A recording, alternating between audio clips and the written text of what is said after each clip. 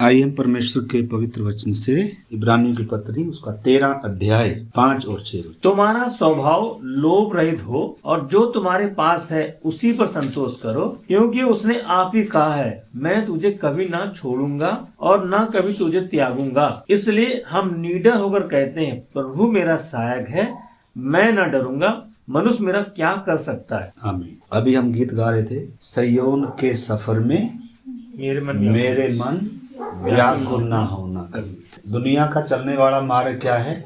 आसानी का है, चौड़ा मार्ग है। लेकिन प्रभु ने जो हमें मार्ग दिया, क्या कहा प्रभु ने? सकरा है, सकेत है, थोड़े लोग हैं इस पे भीड़ नहीं। लेकिन अच्छी बात क्या है? इस मार्ग में साथ चलने वाला, आगे चलने वाला कौन है? प्रभु है, सच्चा चरवाहा, जिसने भेड़ों के लिए क्या दी है? अपनी जान दी। और वो अपनी भेड़ों को ऐसे रास्तों से लेकर जाता है जहाँ क्या भी है? सुखदाई जल के झरने हैं, जहाँ क्या है? हरी हरी चराइयां हैं। दाऊद, उसका जो भरोसा है, वो क्या कह रहा है? चाहे मैं घोर अंधकार से भरी हुई तराई में होकर चलूं तो भी हानि से ना डरूं, क्योंकि तू मेरे साथ रहता है। तेरे सोंटे, तेरी लाठी मुझे क्या देती हैं? शांति और तसल्ली देती हैं। इसलिए वो आनंद से गा रहा है, यहोवा मेरा चरवाहा है। हम पिछली बार व्यवस्था विवरण 31 अध्याय से हम सीख रहे थे, परमेश्वर आगे नए अगुवे को नियुक्त कर रहा है और इजरायलियों को भी परमेश्वर वही बात कह रहा है, तुम्हारा मन ना घबराए, कच्चा ना हो, ना डरे, मैं तुम्हारे साथ हूँ। जैसे मैंने सिहोन और ओग जैसे बड़े राजाओं को हराकर तुम्हारे हाथ में कर दिया, जैसे मैंने मिस्र में किया तुम्हारे देखते हुए, मौत का दूत तुम्हारे घरों में। मतलब देखो ना, अगर पीछे मुड़कर इजराइल देखे तो उनको डरने के लिए कोई क्या नहीं है, कोई कारण नहीं। परमेश्वर क्यों इस बात को दोहरा रहा है, या इन बातों को हमें क्यों दोहराना चाहिए बार बार? क्योंकि इजराइल की पहली आर्मी, पहली सेना लाखों की संख्या में थी। उनका मन क्या हो गया?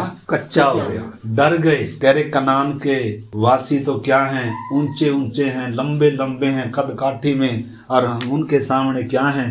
हम टिड्डी के समान। मतलब वो अपने आप को देख रहे हैं, वो परमेश्वर को नहीं देख रहे। वो शत्रु को देख रहे हैं, परमेश्वर को नहीं देख रहे। हमारे साथ जो है वो उससे बड़ा है जो संसार में है। निश्चय है कि संसार किसी के वश में पड़ा हुआ, वो ताकतवर है जिसने इंसान को क्या करके रखा हुआ है? गुलाम बना कर रखा हुआ है। लेकिन प्रभु ने उसके सिर को क्या करके दिया है? कुचल कर दिया है। पूंछ हमें दे दी कि तुम भी क्या करो, पूंछ को दबा गया।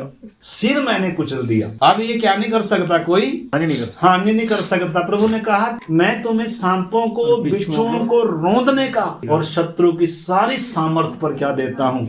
अधिकार देता हूँ, और तुम्हें किसी वस्तु से क्या नहीं होगी? हानि ना होगी। हानि नहीं होगी। मतलब जब परमेश्वर हमारे साथ है, जब हम मसीह में हैं, हमने अपनी जगह को, अपने रिश्ते को पहचाना। पुराने समय का अयूब, परमेश्वर के साथ उसका इतना गहरा संबंध नहीं है जितना हमारा है नए नियम में है, जो क्रूस के इस साइड के लोगों का है। लेकिन उसके घर के चारों ओर स्वर्ग ने क्या रखा हुआ है? सुरक्षा का बाड़ा रखा हुआ है। उसकी धन संपत्ति पर, उसके परिवार पर, उसके जीवन पर भी क्या रखा हुआ है? सुरक्षा कवच रखा हुआ है। शैतान चारों तरफ घूम रहा था, लेकिन शैतान को कहीं से भी क्या नहीं मिला? कोई रास्ता नहीं मिला। जब तक परमेश्वर अनुमति ना दे, जब तक परमेश्वर बाड़ा खोल कर ना दे, हमारे जीवन में क्या नहीं आ सकता?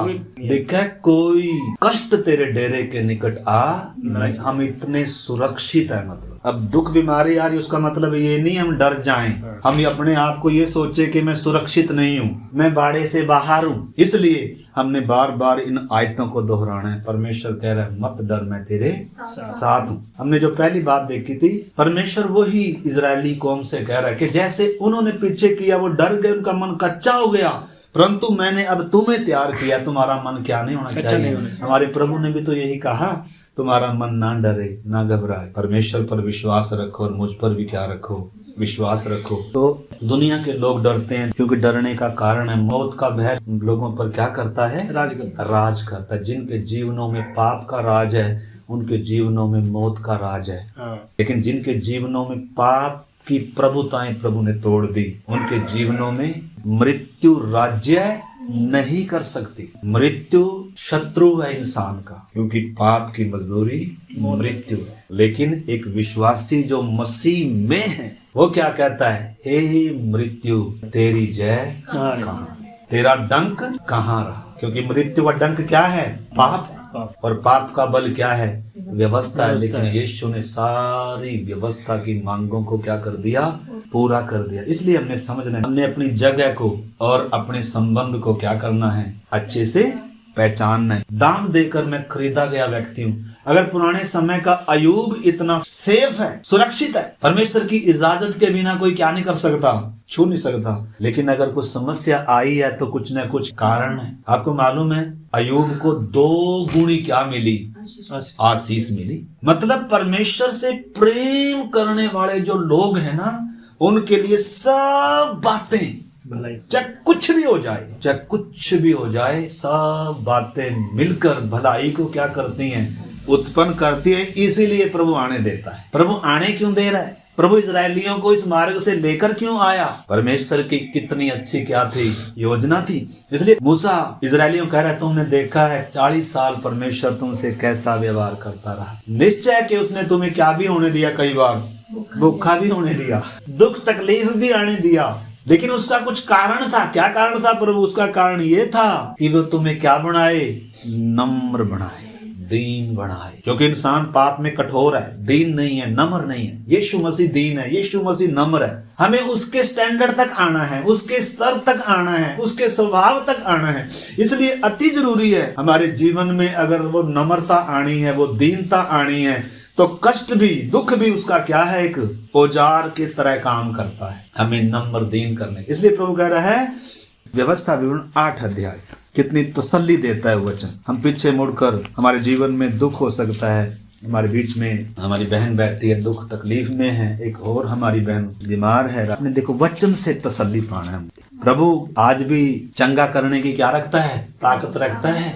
लेकिन बहुत बार प्रभु क्या करता है, हमें ऐसी हालातों में भी चलाता है, कुछ सिखाता है हमें। इस करके आइए हम व्यवस्था विवरण 8 अध्याय 1 से पढ़े। जो जो आज्ञा मैं आज तुम्हें सुनाता हूँ, उन सबों पर चलने की चौकसी करना, इसलिए कि तुम जीवित रहो और बढ़ते रहो, और जिस देश के विषय में यहोवा ने तुम्हारे पूर्वजों से शपथ खाई है, उसमें जाकर उसके अधिकारी हो जाओ। और स्मरण रख कि तेरा परमेश्वर यहोवा उन 40 वर्षों में तुझे सारे जंगल के मार्ग में इसीलिए ले आया है कि वह तुझे नम्र बनाए। नम्र लोग क्या होंगे, पृथ्वी के अधिकारी होंगे। घमंडियों का परमेश्वर क्या करता है, सामना करता है। दीनों पर परमेश्वर क्या करता है, अनुग्रह करता है। इसलिए यीशु कह रहा है, मेरा जुआ अपने ऊपर ले लो और मुझसे सीखो, क्योंकि मैं मन में क्या हूँ, दीन और नम्र। देखो परमेश्वर कितना भला है, कितना अच्छा है। कह रहा है, इन 40 वर्षों में तुझे सारे जंगल के मार्ग में वो इसलिए ले आया कि वह तुझे नम्र बनाए और तेरी परीक्षा कर कर यह जान ले कि तेरे मन में क्या क्या है, कि तेरे मन में। कई बार हमें मालूम नहीं होता हमारे मन में क्या है, क्या है, लेकिन किसको मालूम है, इजरायलियों के मन में से क्या क्या निकला बताओ। बुड़बुड़ाना निकला, अनाज्ञाकारिता निकली, अपने अगुओं पर अभी क्या करते रहे, वो बुड़बुड़ाते रहे। और उनके मनों में क्या निकला, मिस्र निकला, खीरे खरबूजे निकले, धन्यवाद नहीं निकला। ऐसी कौम थी क्योंकि क्रूस के इस साइड थे। क्रूस पर बलिदान जो दिया गया वो सिद्ध बलिदान है, उसने नया जीवन दिया है। इसलिए वो सिय्योन के मार्ग में रोते हुए बुड़बुड़ाते हुए चल रहे थे। परंतु हमने जो गीत गाया, सिय्योन के सफर में मेरे मन व्याकुल ना हो ना कभी। हाँ, कई बार दुख आता है, तकलीफ आती है, समस्या आती है, हमें बनाने के लिए है। प्रभु हमें बना रहा है, वो हमारा कुम्हार है, हम उसके हाथों में एक मिट्टी का बर्तन है। वो हमें अपनी महिमा के लिए क्या कर रहा है, तैयार कर रहा है। धरती वर्कशॉप है। धरती क्या है, वर्कशॉप है, जहां परमेश्वर अपने समान अपने लोगों को तैयार कर रहा है। परमेश्वर की योजना ये धरती नहीं है, ये एक वर्कशॉप के समान है। जैसे इजरायलियों का वो मरुभूमि का जो सफर था ना, वो सिर्फ तैयारी के लिए था। उधर बसाना थोड़ा था परमेश्वर ने उनको, वो थोड़े समय का था। अगर लंबा भी हो गया तो किन की वजह से हो गया, इजरायलियों की वजह से हो गया। तो इस करके हमने अपनी बुलाहट को समझना है, परमेश्वर की योजना को समझना है। एक नई धरती, एक नया आकाश, एक नया यरूशलेम बनकर क्या हो चुका है? तैयार। यूहन्ना ने देख लिया। तो परमेश्वर की योजना सिद्ध हो चुकी है, पूरी हो चुकी है, दिखा दिया परमेश्वर ने पहले से ही। तो हम उसका क्या है? हिस्सा प्रभु में तैयार कर रहे हैं इस समय। तो आगे क्या कह रहा है? और तेरी परीक्षा कर कर यह जान ले कि तेरे मन में क्या क्या है, कि तू उसकी आज्ञाओं का पालन करेगा या नहीं करेगा। आज्ञा मानने में भलाई है, आज्ञा मानने में जीवन है। अपने कर्ता की, अपने परमेश्वर की, अपने सृष्टिकर्ता की आज्ञा मानना ही जीवन है। प्रभु आज्ञा मानने वालों का उद्धार करता है। जो आज्ञा नहीं मानते उनमें किसी और का राज्य है। तो आज्ञा भले ही कठिन हो, लेकिन आज्ञा मानने में ही हमारी भलाई है। यीशु मसीह के बारे में लिखा है, उसने दुख उठाकर आज्ञा माननी सीखी। आदर्श रखा हमारे सामने, नमूना रखा। पापी मनुष्यों के अधीन रहा वो, जिनके अंदर कमियां थी। एक सिद्ध व्यक्ति असिद्ध लोगों के अधीन रहा। एक पवित्र व्यक्ति अपवित्र लोगों के अधीन रहा, जिसमें कोई दोष नहीं। व्यवस्था भी हाथ जोड़कर उसके सामने खड़ी है कि मुझे तेरे हाथ से बपतिस्मा लेना है, जिस पे कोई उंगली नहीं उठा सकता, जिसने गाली सुनकर भी गाली नहीं दी, दुख उठाकर भी धमकी नहीं दी। स्वर्ग जिसकी निर्दोषता का प्रमाण देता है, स्वर्ग कहता है ये मेरा प्रिय पुत्र है, इससे मैं क्या हूँ? प्रसन्न हूँ। तो प्रभु यीशु मसीह हमारा आदर्श है, हमारे लिए क्या है? नमूना है। उसने नमूना दिया हमें, दुख उठाकर आज्ञा माननी सीखी। कई बार अगर हमें आज्ञा माननी है तो क्या उठाना पड़ेगा? दुख उठाना पड़ेगा। यीशु मसीह ने जो हमारे लिए नमूना दिया। 12 साल की उम्र में हम यीशु मसीह को देखते हैं, मंदिर में है। मरियम यूसुफ कुड़कुड़ा रहे हैं, हम 3 दिन से तुझे ढूंढ रहे, तू कहाँ है? एक दिन का सफर निकल गए, यीशु साथ में है ही। हमारे लिए शिक्षा भी है, यीशु को साथ साथ चलना है। यीशु के आगे भी नहीं बढ़ना, यीशु के पीछे भी कदम से कदम क्या करना है। इजरायलियों को परमेश्वर ने सिखाया, बादल का खंभा भी है और बादल की छाया भी है। परमेश्वर सिखा रहा था कि अब तुम्हें चलने के लिए क्या करना, अपनी मनमर्जी छोड़नी होगी। इस मार्ग में परमेश्वर की मर्जी है। परमेश्वर जिधर चाहेगा, जिस दिन चाहेगा, उधर से शायद 4 बजे सुबह बादल का छाया जो था उठ जाएगा। रात में वो बादल आग का खंभा बन जाता है, दिन में वो बादल छाया के समान बन जाता है। और इनके आगे आगे इनको चलना सिखा रहा था। अपनी बुद्धि का क्या नहीं करना सहारा, अपनी समझ का सहारा नहीं लेना, परमेश्वर पर भरोसा रखना। वो जहाँ भी लेकर आया है ना, उसकी एक योजना है। थोड़े समय का पड़ाव है ये सदा का पड़ाव नहीं है। अगला पड़ाव आएगा। परमेश्वर हमें इसलिए थोड़ा लेकर आया मरुभूमि में ही हमारा सारी उम्र बिता दे, नहीं। लेकिन दुख की बात है, कई बार हम क्या नहीं हो पाते, समझ नहीं पाते। बार बार हम पहली क्लास पास ही नहीं कर रहे। हमारी मुस्कान 3री साल है, अभी फर्स्ट में है। तो कहीं ऐसा तो नहीं हम 4 साल 5 साल हो गए, अभी फर्स्ट पास ही नहीं करी, नर्सरी पास ही नहीं करी। तो इधर लिखा है, और तेरी परीक्षा कर कर यह जान ले कि तेरे मन में क्या क्या है, और कि तू उसकी आज्ञा का पालन करेगा या नहीं करेगा। उसने तुझको नम्र बनाया और भूखा भी होने दिया। फिर वह मन्ना जिसे न तू और न तेरे पुरखा ही जानते थे, वही तुझको खिलाया, इसलिए कि वह तुझको सिखाए कि मनुष्य रोटी से केवल जिंदा नहीं रहेगा। कैसे जिंदा रहेगा? जो वचन परमेश्वर के वचन से क्या रहेगा? मन्ना जिंदा रखेगा तुम्हें। 40 साल में तुम्हें किसके द्वारा जिंदा रखूंगा? मन्ना के द्वारा जिंदा रखूंगा, जो तुम्हारे पुरखों ने कभी खाया नहीं, जो दुनिया के लिए नहीं है। दुनिया के लिए नहीं है ये रोटी, ये किसके लिए है? वो समय तो इजरायलियों के लिए है, लेकिन अब जो यीशु मसीह है वो सारे जगत के लिए है। सारे जगत के लिए दान चुकाया उसने, किसी एक जाति के लिए नहीं, उसने किसी एक विशेष धर्म के लिए नहीं, संपूर्ण मानव जाति के लिए उसने अपना प्राण दिया है। वो सबसे प्रेम करता है, परंतु उद्धार व्यक्तिगत विश्वास के ऊपर निर्भर करता है। जब एक व्यक्ति व्यक्तिगत तौर पर यीशु पर विश्वास करता है और उसको अपना जीवन देता है, उसके पीछे चलने का निर्णय लेता है, फिर ये उसके लिए क्या बन जाता है? रोटी बन जाता है। इसलिए हम गीत गा रहे थे ना, जीवन की रोटी देके वो चलाता कुशल से मुझे। यीशु मसीह जीवन की रोटी है। मूसा ने इजरायलियों को किधर से निकाला? अगर मूसा की अगर यीशु की तुलना करें, मूसा ने मिस्र से निकाला, यीशु मसीह ने पाप मृत्यु और शैतान के कब्जे में थे, मुर्दा थे। आत्मिक तौर पर थे मुर्दा, शरीर में तो हम खा रहे थे, पी रहे थे, मौज ले रहे थे, मस्ती पाप में क्या थे, डूबे हुए थे, परमेश्वर के बैरी थे। लेकिन आत्मिक तौर पर क्या थे, मुर्दा थे, गुलाम थे। लेकिन यीशु मसीह ने क्या किया है, क्रूस के द्वारा हमारा उद्धार किया, जय जयकार की ध्वनि सुनाई, जान दी, मरा है हमारे लिए। ऐसे ही नहीं, शैतान क्यों बाल नहीं छू सकता किसी का, दाम चुकाया है भाई। हालेलुया। तेरे बाप की प्रॉपर्टी नहीं है, ये किसकी प्रॉपर्टी है, यीशु कह रहा है ये मेरी प्रॉपर्टी है, मेरे बाप की। कह रहा है मेरी भेड़ मेरा शब्द पहचानती है, मेरे पीछे वो लेती है, और मैं उसको क्या देता हूँ, अनंत जीवन देता हूँ, और कोई भी उसको मेरे हाथ से छीन नहीं सकते। हम इतने सुरक्षित है, मतलब इसलिए प्रभु बार बार कह रहा है कि तुम ना डर, मैं तेरे साथ हूँ। तो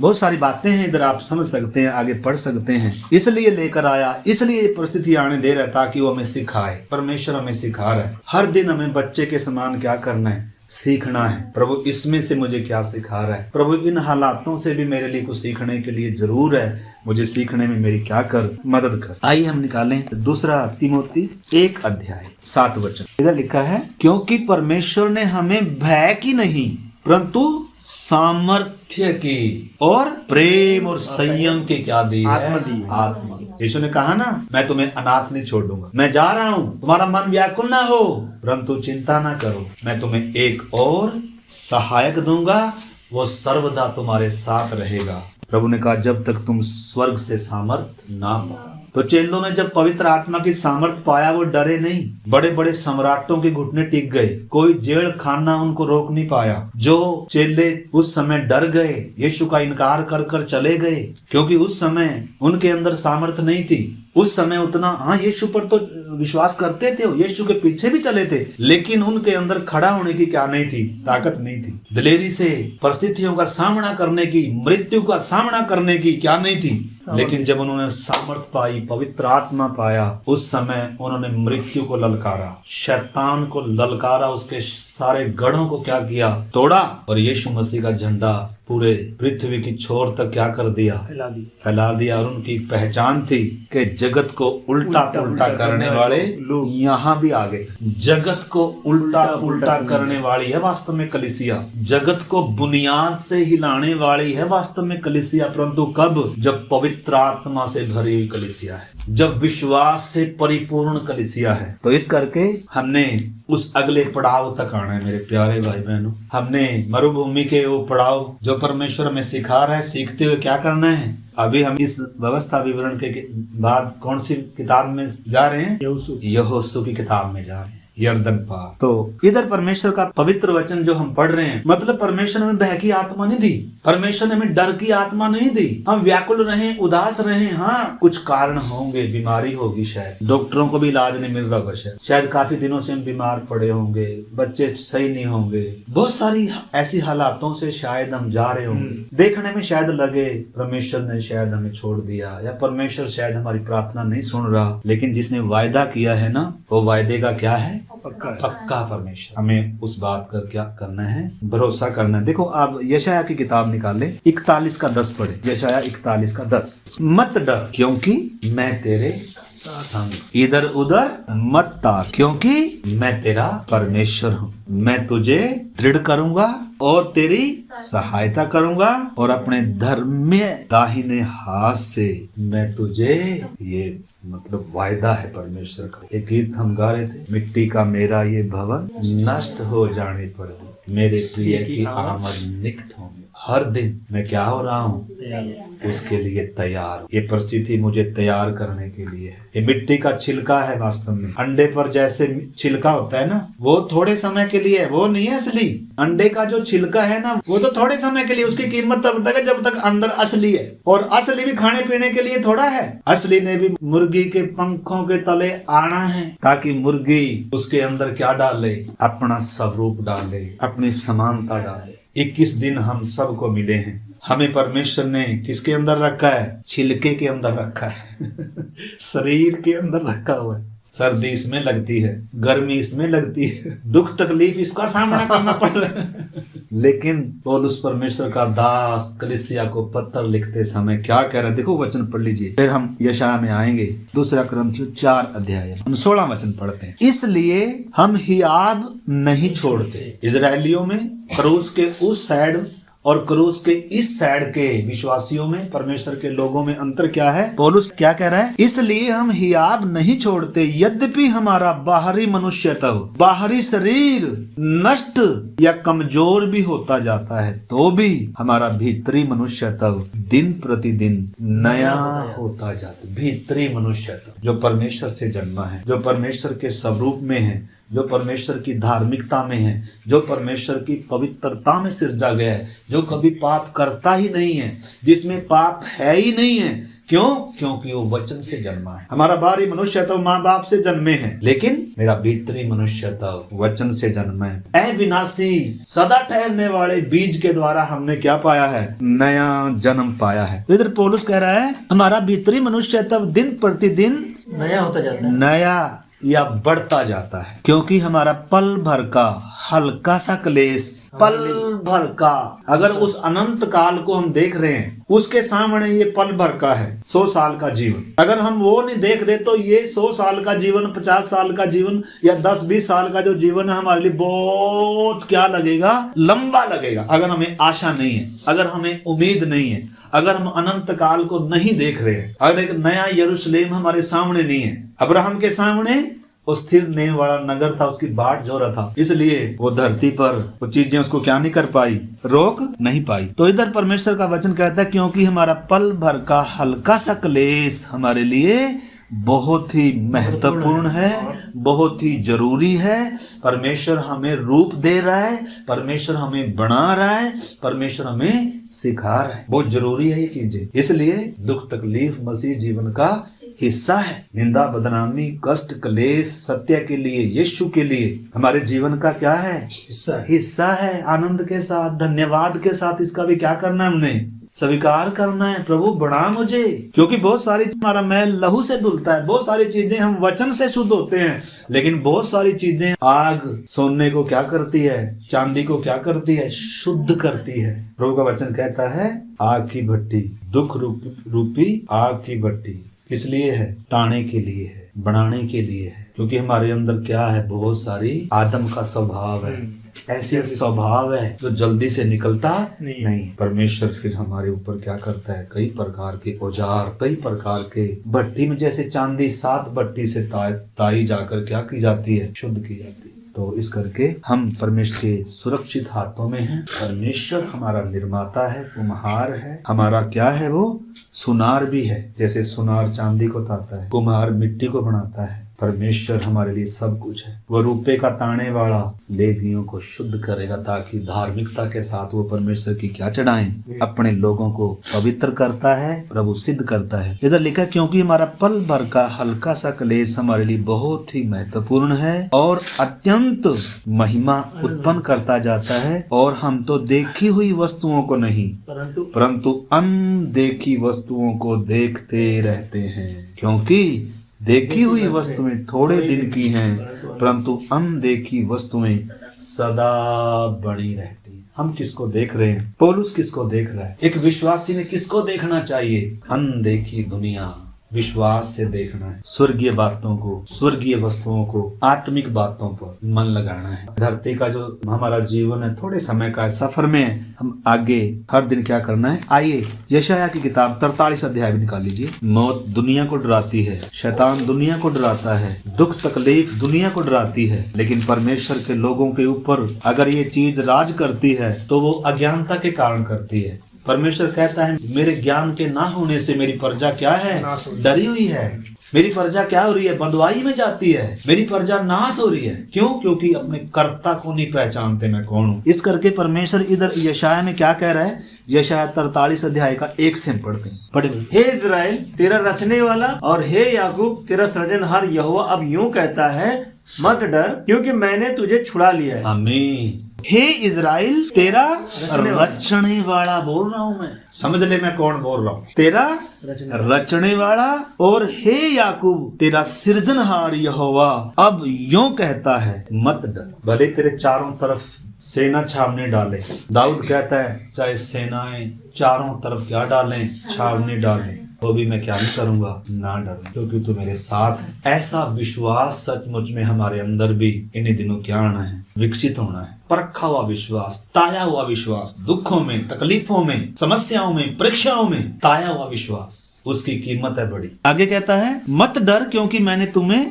छुड़ा लिया है, मैंने तुझे नाम लेकर बुलाया है, तू मेरा ही है। जब तू जल में होकर जाए मैं तेरे संग संग रहूं। तो प्रभु कई बार किधर से चलाता है, नदियों से, जोखिमों में से, तकलीफों में से, लेकिन वायदा दिया है मैं तेरे साथ हूं। सदरक मेसक अबेदनगो आग की भट्टी में है, उनके साथ कौन है, हमारा प्रभु है। परमेश्वर अपने लोगों के साथ चलता है। दुनिया भले छोड़ दे, त्याग दे, लेकिन ये कभी ना तो छोड़ेगा और ना कभी त्यागेगा। इसलिए उसका एक नाम क्या भी है, इमानुएल। इमानुएल का मतलब परमेश्वर हमारे साथ। हम सीधे हैं तब हमारे साथ नहीं, हम कमियां हैं, हमें परमेश्वर हमें बदलने का अवसर दे रहा है, मौका दे रहा है, बार बार अवसर दे रहा है। कोई बात नहीं, इस करके हमें अवसरों को क्या समझना है, बहुमूल्य समझना है, क्योंकि दिन बुरे हैं और प्रभु की आगमन क्या है, निकट है। आगे कहता है जब तू जल में होकर जाए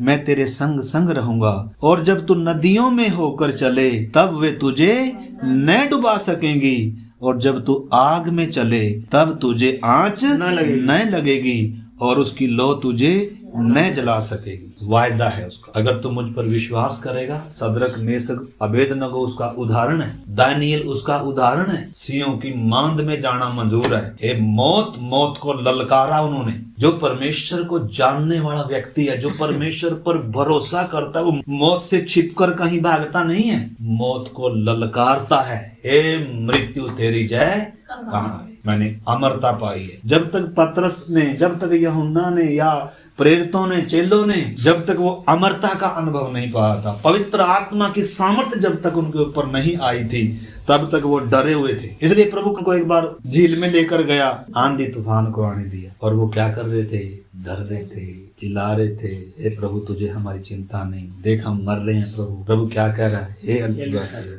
क्यों संदेह करते हो, मैं तुम्हारे साथ। जिस किश्ती में मैं हूँ उस किश्ती को दुनिया का कोई तूफान क्या नहीं कर सकता, डुबो नहीं सकता। किसी तूफान में ऐसी ताकत नहीं है जो हमारी किश्ती को डुबो दे। अगर मेरी और आपकी किश्ती में यीशु मसीह है, मृत्यु के पार हो चुके होंगे, नहीं हो चुके, जीते जी मृत्यु के पार होकर जीवन में प्रवेश कर चुके हैं।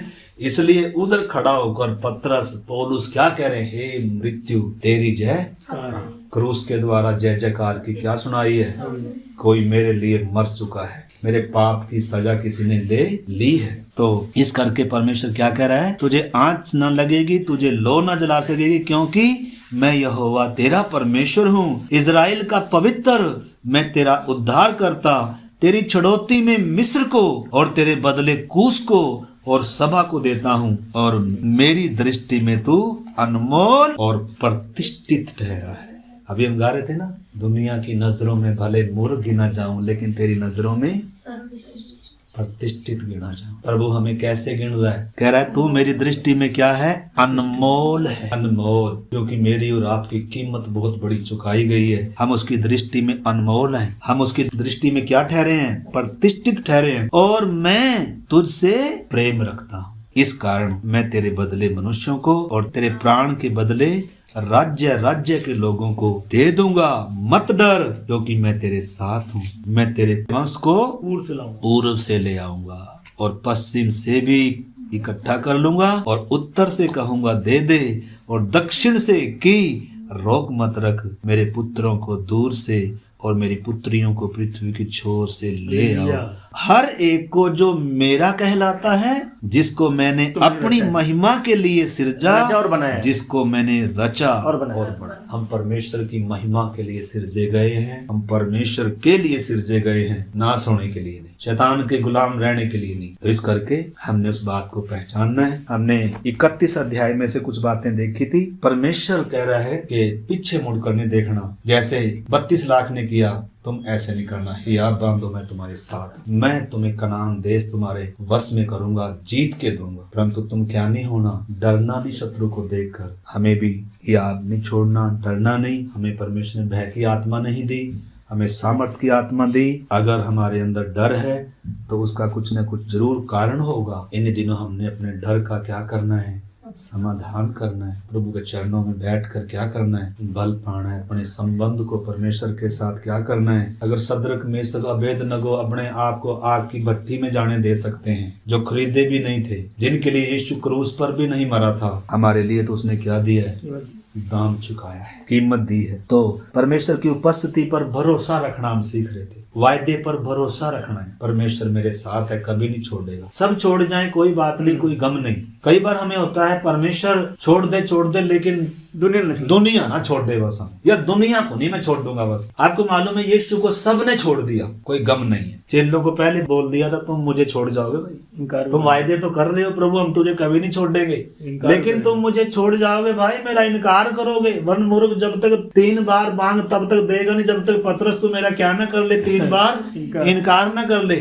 उसको कोई गम नहीं था सारे छोड़ जाए, क्योंकि उसको मालूम था मैं ये फिर आएंगे जब सच्चाई को पहचाने। लेकिन कब पुकार रहा था वो, हे पिता, हे परमेश्वर तूने मुझे क्यों छोड़ दिया। वो है दर्दनाक बात, जब परमेश्वर छोड़ दे। परमेश्वर मुझे नहीं छोड़ना चाहिए, परमेश्वर को मैं नहीं छोड़ दूंगा, चाहे दुनिया मुझे छोड़ जाए या मुझे दुनिया को छोड़ना मंजूर है, लेकिन मुझे किसको, ऐसा संबंध परमेश्वर के साथ मैंने करना है। अपने संबंध को इन दिनों मजबूत करना है, पक्का करना है। वचन सीखते हुए, प्रार्थना करते हुए इन दिनों हमने अपने संबंध को परमेश्वर के साथ क्या करना है, पक्का करना है। और उसके अलावा मूसा अपनी दौड़ पूरी करके अब अगला जिम्मेदारी किसको दे रहे हैं, अगली पीढ़ी को दे रहे हैं। हम सब, परमेश्वर ने अपना काम, अपनी सेवा किसी एक पास्टर को नहीं दी, हम सबको दी है। हम सब ने क्या करना है, सेवा को। कोई संडे स्कूल टीचर है, बहुत सारी सेवा है कलीसिया में, 5 प्रकार की सेवकाई अलग है। परमेश्वर ने कलीसियाओं में जैसे मूसा को नियुक्त किया, परमेश्वर ने जैसे यहोशू को नियुक्त किया, ऐसी 5 प्रकार की सेवकाई के लिए सेवकों को नियुक्त किया। और उसके अलावा एल्डरों को, डिकनों को नियुक्त किया है। किन्हीं बहनों को भी नियुक्त करना चाहता है परमेश्वर। किसी को संडे स्कूल पढ़ाना हो, किसी के लिए प्रार्थना करनी हो। कलीसिया में हम सब का काम है। अगर कोई काम नहीं कर रहा, वो अंग काम नहीं कर रहा है। अगर हमारी देह में कोई, आज मान लो एक अंग काम नहीं कर रहा, हमें चिंता हो जाएगी कि नहीं हो जाएगी। एक उंगली काम नहीं कर रही, हमें चिंता हो जाएगी कि नहीं हो जाएगी। डॉक्टर के पास जाएंगे कि नहीं जाएंगे, ये काम क्यों नहीं कर रही, ये हिल क्यों नहीं रही। कोई कई बार क्या हो जाता है, ये सुन हो जाती है। इसमें सुई लगाने से भी क्या नहीं होता। कई बार हमने अपने जीवन को पहचानना है, हमने जिम्मेदारी लेनी है। कलीसिया में मेरा एक स्थान है, कलीसिया में मेरा एक काम है, मैं जीवता अंग हूँ। मैंने प्रभु का क्या करना है, काम करना है। मेरे जीवन का मकसद है। अभी हम गीत गा रहे थे ना, मेरा हृदय खुशी से उमड़ रहा है संसार में मेरी सेवा पूरी करने के लिए। मेरी एक सेवा है संसार में। यीशु ने मुझे देह का अंग बनाया है, देह में मेरा एक रोल है, देह में मेरा एक काम है। उत्साहित होना है मैंने प्रभु के काम के लिए। आपको जो भी जिम्मेदारी मिले, कलीसिया में मिले, कहीं भी मिले या ना भी मिले, तो भी हम देह के अंग हैं। हम सब का काम है। हम सब ने आनंद के साथ, उत्साह के साथ काम करना। अगर हम काम नहीं कर रहे तो हमारा काम पेंडिंग में। मान लो, देखो हमारा शरीर है ना, कई बार कोई किडनी काम नहीं करती, कितनी तकलीफ होती है। सारा शरीर तकलीफ उठा रहा है, क्यों? क्योंकि किडनी ने काम करना क्या बंद कर दिया। कहीं हमारे में महत्वपूर्ण है भाई साहब, आप किडनी हो सकते हैं। तो कोई किडनी है हम में से, कोई आंख का काम कर रहा है कलीसिया के लिए, कोई कान का काम कर रहा है, कोई हाथ का काम कर रहा है। हम सब ने भी क्या करना है, अपने जगह को, अपनी बुलाहट को पहचानना है। कलीसिया में जो परमेश्वर ने हमें काम दिया, स्थान दिया और वरदान और योग्यताएं दी, रोमियो 12 अध्याय में लिखा उसके बारे में। कलीसिया में भी काम है और बाहर भी काम है, अन्य जातियों में। तुम जगत की ज्योति हो करके। और रोमियो 12 अध्याय में, पहला करंथियों 12 अध्याय में और इफिसियों 4 अध्याय में हम सब का परमेश्वर ने कलीसिया में काम है, स्थान है, संबंध है। उसके लिए परमेश्वर ने हमें योग्यता दी है, वरदान दिए हैं, हमारे मनों में भी डालता है। लेकिन कई बार हम सुस्त होते हैं, लापरवाह होते हैं, काम करना नहीं चाहते हैं, सोए रहना क्या लगता है हमें, काम चोर हो जाते हैं। इस करके आइए मेरे प्यारे भाई, बहुत सारी बातें हैं 31 अध्याय में, बहुत कुछ सीख सकते हैं। हमने सारी बातें नहीं सीखी व्यवस्था विवरण से, कुछ कुछ बातें हमने सीखी हैं। तो हमने क्या करना है, प्रभु के काम में भागी होना है। सौभाग्य है हमारा, यहो सुने, नेतृत्व लेना है आगे। उससे पहले परमेश्वर ने 70 पुरनियों को भी ठहराया था, काम बांट दिया था मूसा ने। उन्होंने तो एक राष्ट्र के तौर पर निर्माण होना है, उनका संगठित होना है, एकता में आना है। वो एक देह नहीं थे, हमारी बुलाहट उनसे भी कहीं ऊंची है, कहीं बढ़कर है। परमेश्वर के उतना नजदीक है, परमेश्वर के साथ उतना गहरा संबंध है, आपस में भी है। तो इस करके आइए हम प्रार्थना करते हैं। प्रभु आज के वचन के लिए धन्यवाद, आज की सुंदर संगति के लिए धन्यवाद। हम प्रत्येक को प्रभु, चाहे दुख आए, तकलीफ आए, जीवन में कैसे भी हालात हो प्रभु जी, हम डरे ना खुदा, क्योंकि आप हमारे साथ हैं। जैसे दाऊद कहता है, जैसे हबकुक कहता है, चाहे अंजीर के वृक्षों में फल ना लगे, दाख लताओं में फल ना लगे, फसल ना उगे, खेतों में अन्न ना हो, चाहे कैसी भी परिस्थिति हो, कितना भी नुकसान हो, लेकिन तो भी मैं यहोवा के कारण, अपने उद्धारकर्ता के कारण आनंदित और अति मगन रहूंगा। प्यारे प्रभु, हमारा आनंद कभी भी पैसे में ना हो, संसार में ना हो, वस्तुओं में ना हो प्रभु जी। कभी भी हमारा आनंद खाने पीने में ना हो प्रभु जी, बल्कि हमारा आनंद धार्मिकता में हो, मेल मिलाप में हो, पवित्र आत्मा में हो प्रभु। आपकी उपस्थिति में हम आनंद ढूंढे, आपकी सेवा करने में हम आनंद ढूंढे।